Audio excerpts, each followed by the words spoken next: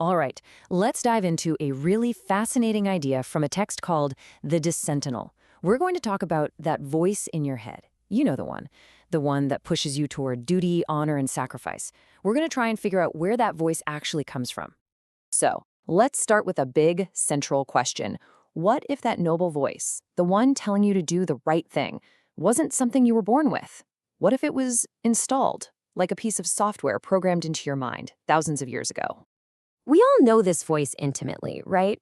It's the one that says, keep going when you're exhausted. It's the one that makes you put others first, even at your own expense.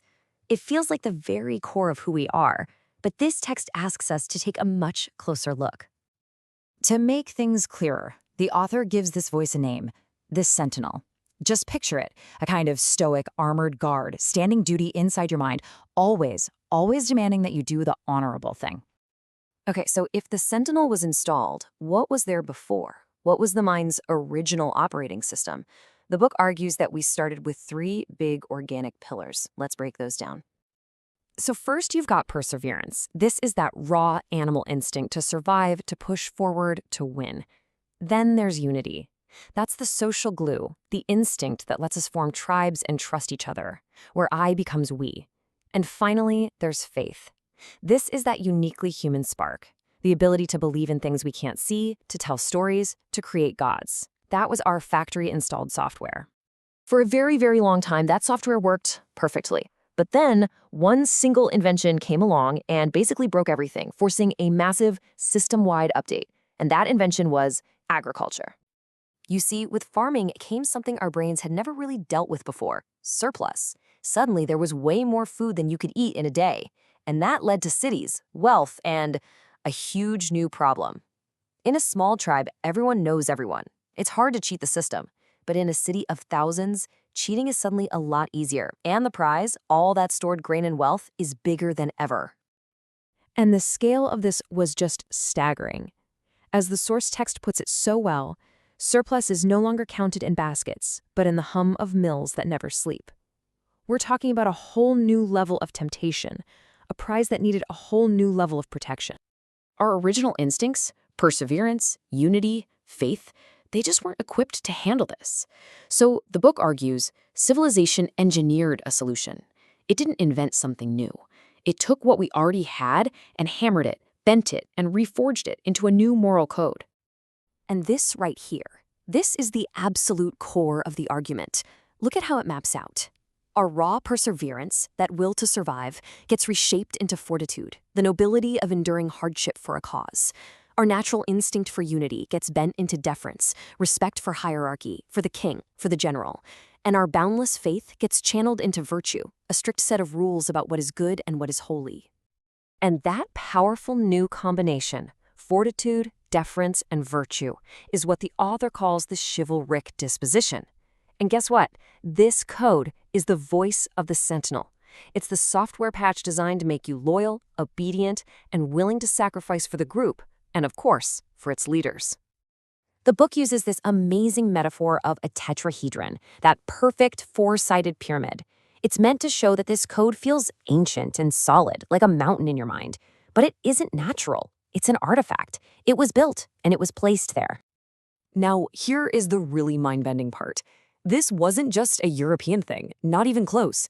The argument is that this is a universal solution that popped up independently all over the world whenever a society got big enough. And to see just how deep this runs, let's look at two mortal enemies. So on the left, meet Giovanni, a Christian knight. He's the poster boy for this code, right? Sacrifices personal happiness for his duty. A perfect model of fortitude, deference, and virtue. And on the right, his sworn enemy, Osman, an Ottoman warrior. Different god, different flag, different cause. But look closer. He's running the exact same software. Fortitude for his sultan, deference to his brotherhood, and virtue for his faith. Which brings us to this absolutely devastating line from the book. They are not enemies, they are echoes. They're just tragic reflections of each other, programmed by the same code to fight and die for a sense of honor that was engineered into them. So if we're all running this powerful, ancient code in our heads, are we just stuck with it? Is there any way to even examine it? The book says yes. It says we can learn to listen to another, much quieter voice. And that brings us to the Dissentinel. Now, this isn't the Sentinel's evil twin, okay? It's not telling you to be selfish or dishonest. Think of it more like a diagnostic program. It's a critical voice whose only job is to ask the questions that the Sentinel is designed to shut down. And the difference is so simple, but it changes everything.